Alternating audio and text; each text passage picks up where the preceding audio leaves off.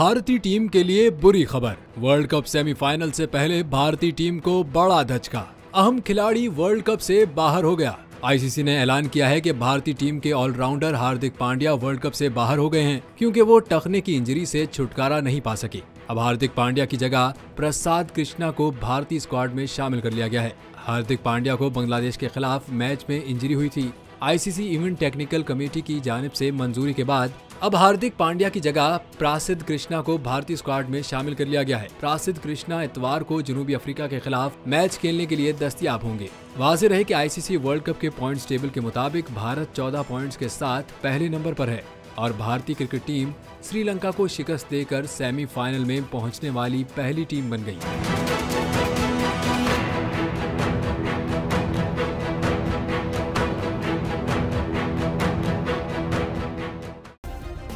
Subscribe करें और bell दबाएं ताकि कोई खबर रह न जाए।